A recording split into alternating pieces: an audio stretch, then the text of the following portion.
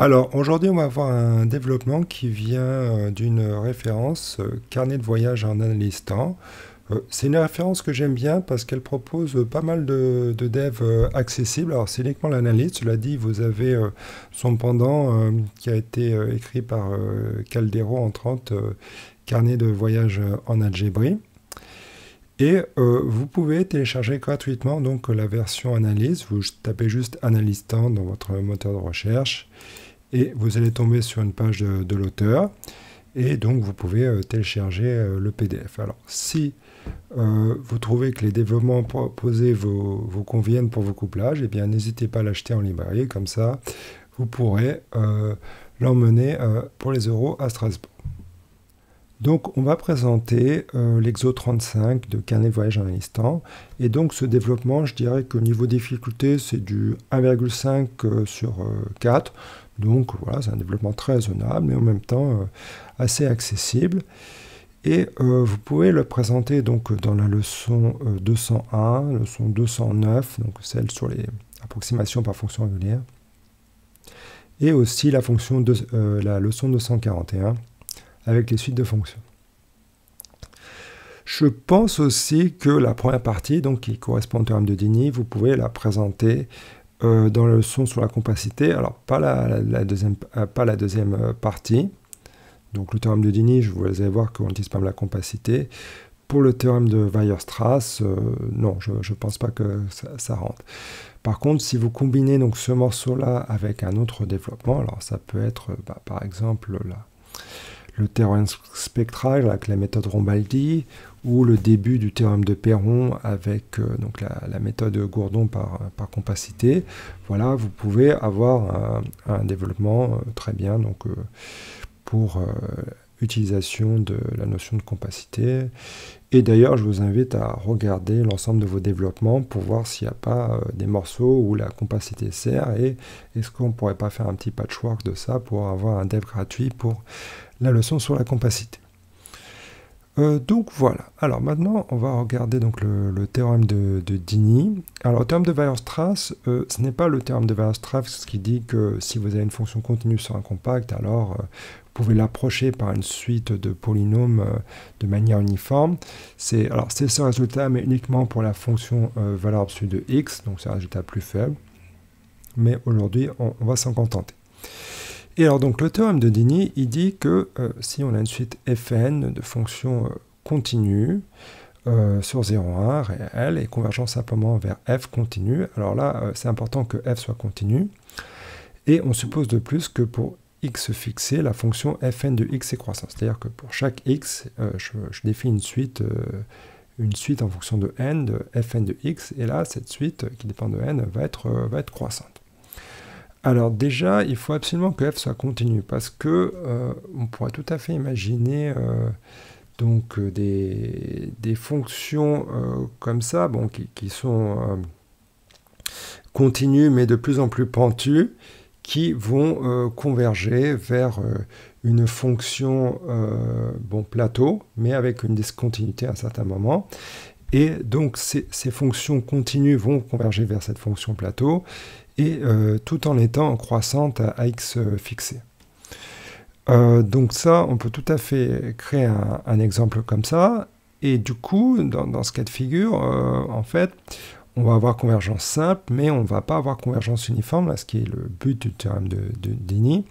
Donc, pour montrer qu'on a convergence uniforme sur 0,1, il va falloir absolument que f soit continu.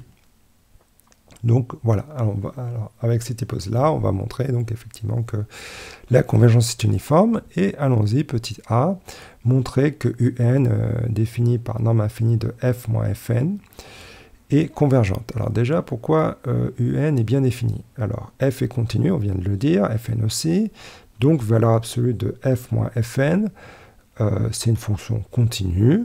Donc, vous voyez, sur 0,1, elle va atteindre son maximum, et donc en particulier, bon, voilà, le sup existe, et donc un est bien défini. Alors maintenant, un, bon, clairement, elle va être positive, et en fait, un va être décroissante. Alors pourquoi un est décroissante? Eh bien, parce que si on prend un x fixé, fn de x va être croissant. Donc la suite f de x moins fn de x, elle va être donc décroissante. Et du coup, comme ça c'est vrai pour tout x, je m'aperçois en passant le sup, et là on a le droit de passer au sup, que eh bien, norme infinie de f moins fn, ça va être une suite décroissante. Donc un est une suite décroissante et positive. Bon, ben voilà, ça veut dire que un est convergente. Donc petit b, montrer que pour tout n, il existe xn tel que un est égal à f moins fn de xn. Alors, déjà, point important, donc on a dit que fn de x est croissante et converge vers f de x. Donc ça veut dire que f de x moins fn de x, c'est une fonction positive. Donc, quand je prends la valeur absolue de f moins fn, bien, en fait, je peux complètement supprimer cette valeur absolue puisque f moins fn est toujours positif. Donc ça, c'est pas mal. Et du coup, donc ce sup-là, ça va être sup de f moins fn. Et donc là, il n'y a plus de valeur absolue. Et par ailleurs, donc là, on est sur un compact, on utilise encore la compacité. Et donc, il existe un xn qui va appartenir à 0,1, tel que ce sup va être égal à f moins fn de xn. Et donc, voilà, ça montre bien que un est égal à f moins fn de xn. Donc, c'est bien. Et maintenant, petit c, alors ça, c'est un petit peu plus dur. On va montrer que un tend vers 0. Alors, si on montre que un tend vers 0, on a gagné, parce que ça veut dire que ça tend vers 0. Et ça montre bien que la convergence est uniforme. Par ailleurs, je vous rappelle que un, on a montré que un est convergente et positive, donc finalement, bon, un va tendre vers L, et il suffit de montrer que L tend vers 0.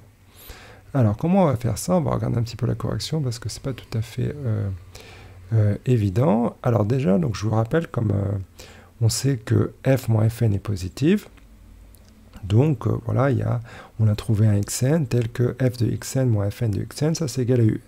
Et donc, effectivement, ça, un est positif, donc la première égalité est bien valide.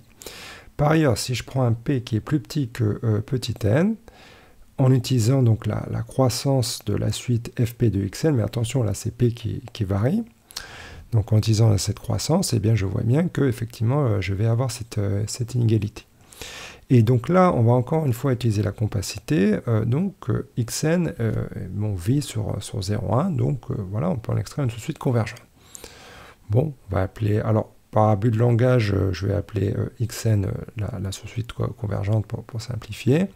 Et donc, voilà, cette sous-suite va converger vers la limite x.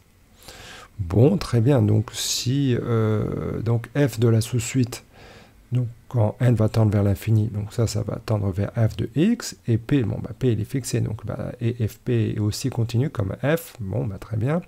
Ça aussi, fp de la sous-suite, ça va aussi converger vers fp de x. Et donc, on va converger vers ça quand n tend vers l'infini, en tout cas pour la sous-suite. Et ici, un, on sait que ça tend vers L. Un est convergente. Donc, si je prends donc, une sous-suite U de sigma n, U de sigma n va toujours converger vers L.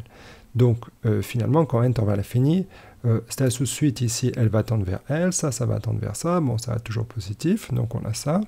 Et vous voyez que là, le n a disparu. Et ça, c'est pas mal parce que la seule hypothèse qu'on a sur P, c'est que P est plus petit que N, et N, on fait le tendre vers l'infini. Bon, du coup, P, on peut le prendre aussi grand qu'on veut, et donc maintenant, je vais aussi le faire tendre vers plus l'infini. Et comme Fp de x va tendre vers f de x, eh bien ça va tendre vers 0. Et donc, finalement, théorème des Legendre, L égale 0.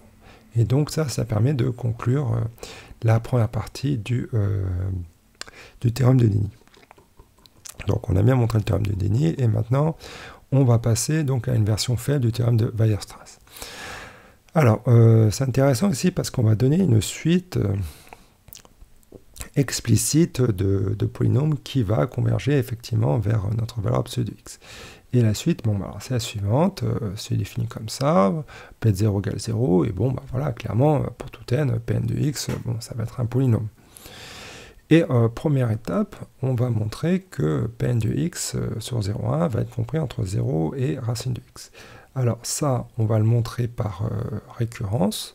Bon, déjà, clairement, c'est P de 0 égale 0, donc c'est vrai pour n égale 0, donc ça, il n'y a pas de doute. Supposons que ce soit vrai pour n. Alors là, il faut montrer que donc déjà Pn plus 1 est positif. Alors, pourquoi Pn plus 1 est positif? Déjà, Pn de x, il est positif, donc c'est plutôt bien parti. Et x, donc ça, c'est Pn est positif par hypothèse de récurrence. Hein. Et donc, là, on a x moins Pn carré de x, et ça tombe bien parce que Pn de x va être compris entre 0 et racine de x.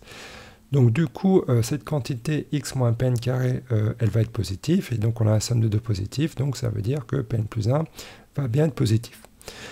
Maintenant, il faut montrer que Pn de x va être plus petit que racine de x. Alors pour ça, on va regarder quand même le corriger et on va regarder donc cette différence et on veut montrer que cette différence est négative et ça montrera bien que donc notre Pn plus 1 il est plus petit que racine de x.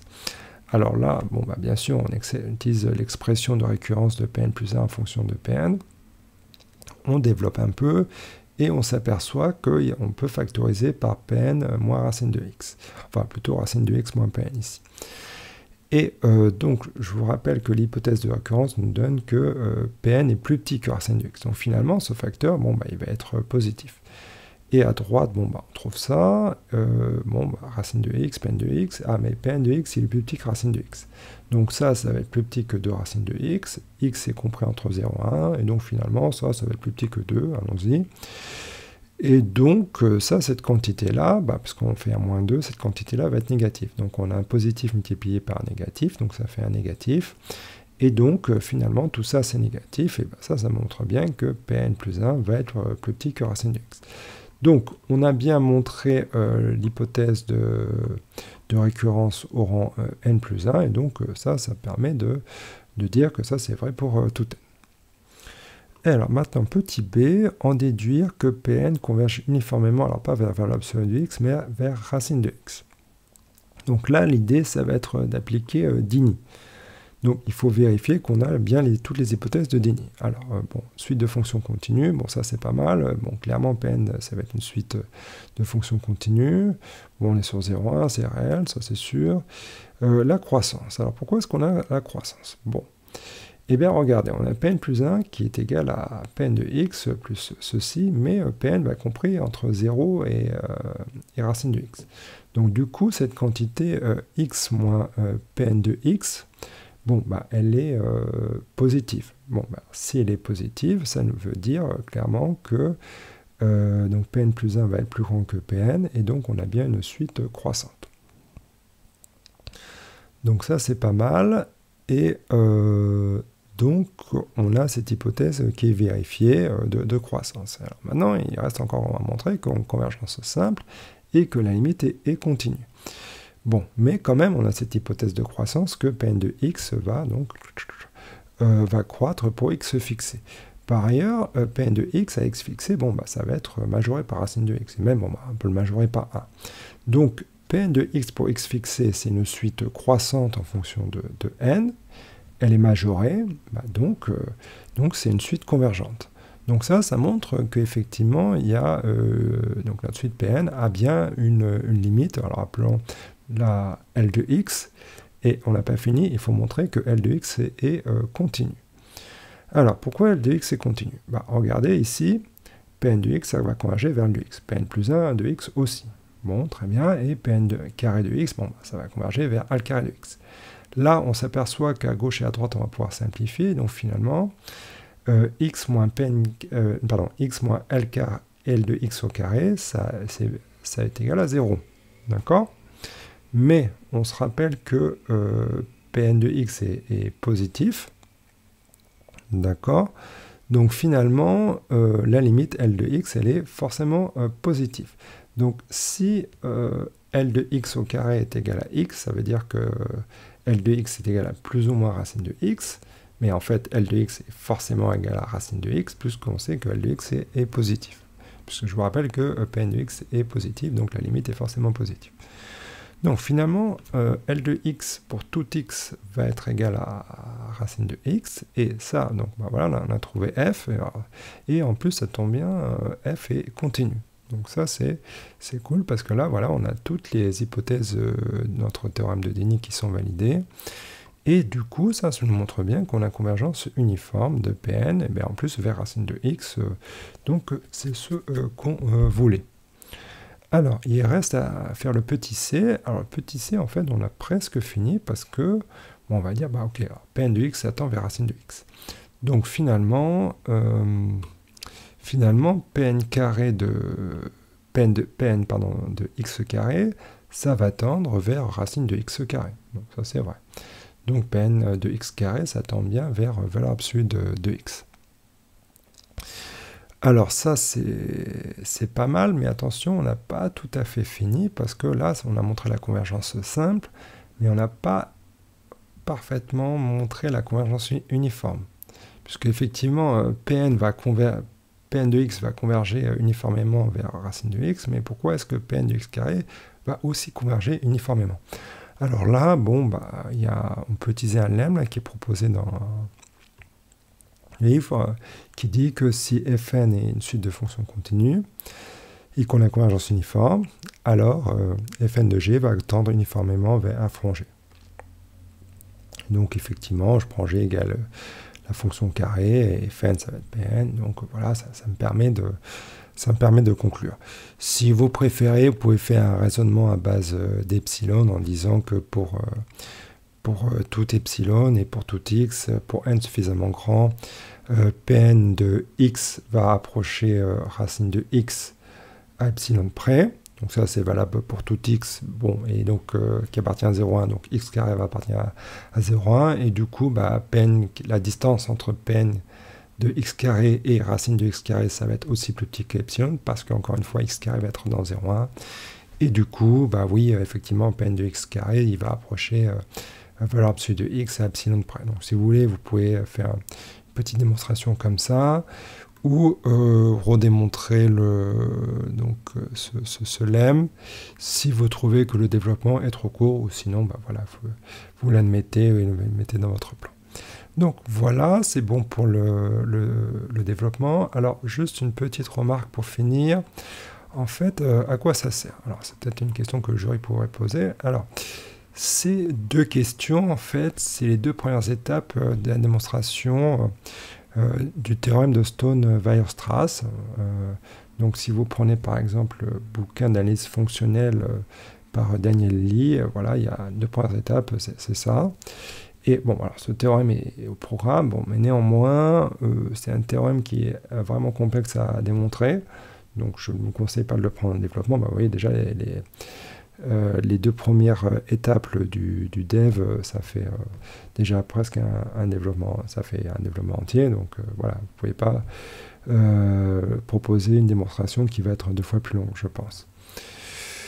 Voilà, mais par contre, ça peut être intéressant de savoir que oui, cette démonstration est utilisée pour la démonstration de Stone-Weierstrass, et que donc, voilà, vous pouvez donner ça comme implication. Alors, si vous faites ça, bon, déjà, ne soyez pas proactif, attendez que le jury vous pose la question, je pense, et si vous posez la question, il faut être prêt à dégainer Stone-Weierstrass, et aussi à, bon, pas connaître la démonstration de Stone-Weierstrass, mais avoir une vague idée des étapes supplémentaires pour arriver au résultat. Voilà, donc on va s'arrêter là. S'il y a des devs qui vous intéressent, ou si vous cherchez des devs sur une leçon en particulier, n'hésitez pas à le mentionner en commentaire. Et je vous dis à la prochaine fois.